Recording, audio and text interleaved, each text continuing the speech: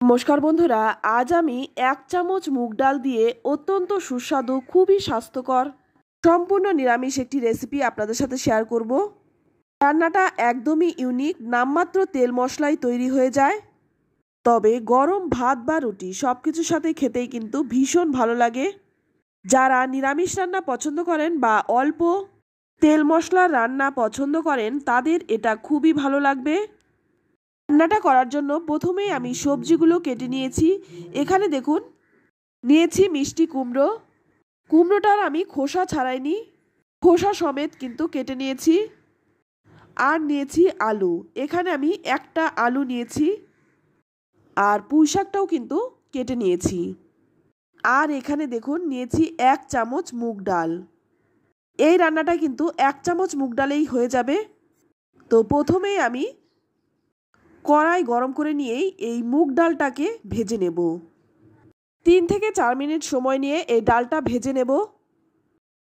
এই সময় কিন্তু গ্যাসের আঁচটা একটু কমিয়ে দিয়ে ভাজবেন, নইলে কিন্তু ডালটা পুড়ে যেতে পারে। তো দেখুন, ডালটা আমি ভেজে তুলে নিলাম। এবার 3-4 বার জল পাল্টে পাল্টে ডালটা ধুয়ে নেব।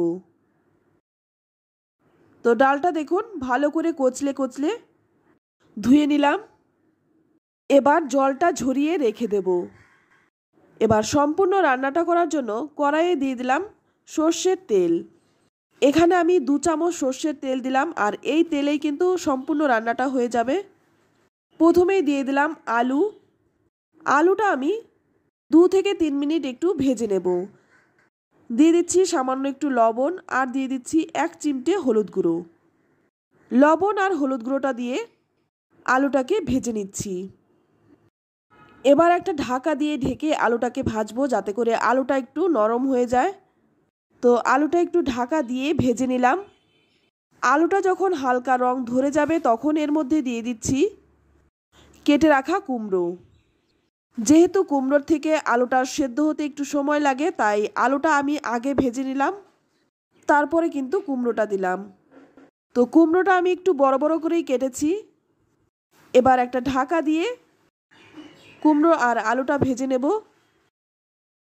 তো ঢাকা দিয়ে তারপর 3-4 মিনিট কিন্তু এইভাবেই ভেজে নিচ্ছি।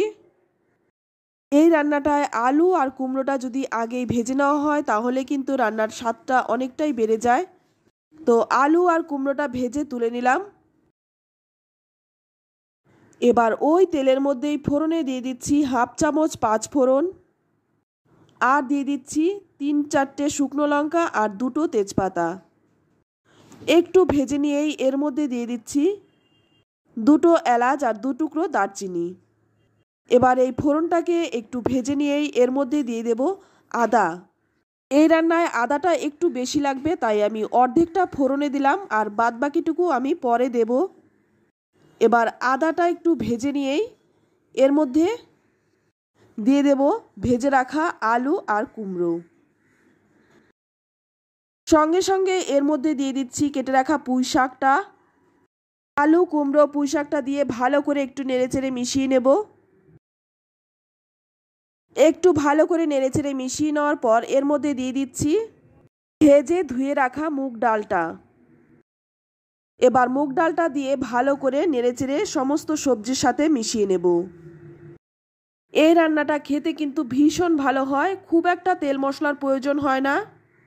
এবার এর মধ্যে দিয়ে দেব 1/2 চামচ জিরে গুঁড়ো, 1/2 চামচ দিয়ে দিচ্ছি ধনে গুঁড়ো।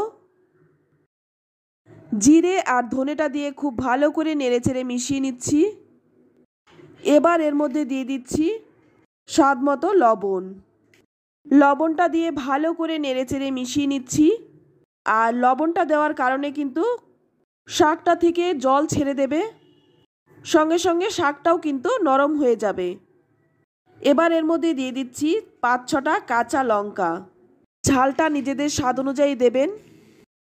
কাঁচা লঙ্কাটা দিয়েও কিন্তু ভালো করে নেড়েচেড়ে মিশিয়ে নিলাম। আর কাঁচা লঙ্কার গন্ধটা কিন্তু এই রান্নাটায় খুব ভালো লাগে, তাই এই রান্নাটায় কিন্তু কাঁচা লঙ্কাটাই দেওয়া হয়। এবার এর মধ্যে দিয়ে দিলাম জল। এই রান্নাটা কিন্তু খুব একটা ঝোলঝোল হবে না, একটু মাখো মাখো হবে, তাই জলটা কিন্তু খুব বেশি দেওয়া যাবে না।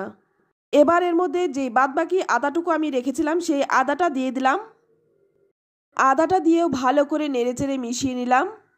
জলটা এমন পরিমাণে দিতে হবে যাতে ডালটা কিন্তু খুব ভালো করে সেদ্ধ হয়ে যায়, আর মুগ ডাল কিন্তু সেদ্ধ হতে খুব একটা সময় লাগে না।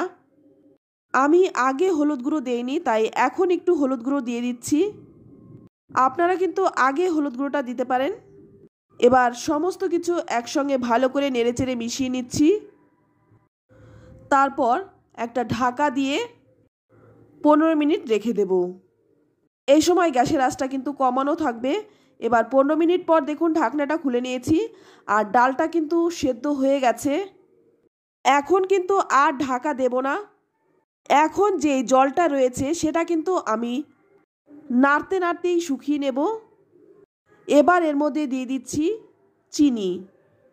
যেহেতু নিরামিষ রান্না তাই সামান্য একটু চিনি দিলাম স্বাদটা ব্যালেন্সের জন্য, আর চিনিটা কিন্তু অবশ্যই দেবেন। তারপর ভালো করে নেড়েচেড়ে মিশিয়ে নিচ্ছি। এইভাবে কিন্তু নাড়তে হবে, নইলে কিন্তু ডাল আর সবজিটা একসঙ্গে মিশবে না, ছাড়া ছাড়া হয়ে থাকবে, সেক্ষেত্রে কিন্তু ভালো লাগবে না।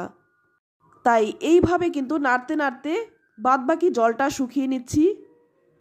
তো দেখুন হয়ে গেছে, এর থেকে বেশি শুকনো করব না। এবার নামানোর আগে দিয়ে দিচ্ছি হাফ চামচ ঘি। এখানে কিন্তু গরম মশলা আর দেব না, কারণ আগে আমি গরম মশলা দিয়েছি। খুব একটা গরম মশলার গন্ধ কিন্তু ভালো লাগবে না, কারণ পুঁই শাক রয়েছে, পুঁই শাকের একটা গন্ধ আছে, সেই গন্ধটা কিন্তু পাওয়া যাবে না। ভালো করে নেড়েচেড়ে মিশিয়ে নিয়ে তার নামিয়ে নিচ্ছি। অল্প তেল মশলায় একদম অন্যরকম সুস্বাদু ও স্বাস্থ্যকর নিরামিষ এই রেসিপিটি গরম ভাত বা রুটি সব কিছুর সাথেই কিন্তু দারুণ লাগে।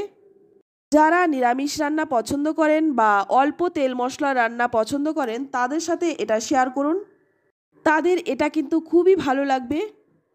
তো আপনাদের কাছে রিকোয়েস্ট রইল একবার এই রান্নাটা করুন, তারপর আপনাদের মূল্যবান মতামত কমেন্টে লিখে জানান। রান্নাটি ভালো লাগলে লাইক কমেন্ট শেয়ার করুন, আর আপনি যদি আমার চ্যানেলে নতুন হয়ে থাকেন চ্যানেলটা সাবস্ক্রাইব করে নেওয়ার অনুরোধ রইল। আজ এই পর্যন্ত, আবারও দেখা হবে অন্য কোনো নতুন রেসিপিতে। সকলেই ভালো থাকবেন, সুস্থ থাকবেন। ধন্যবাদ।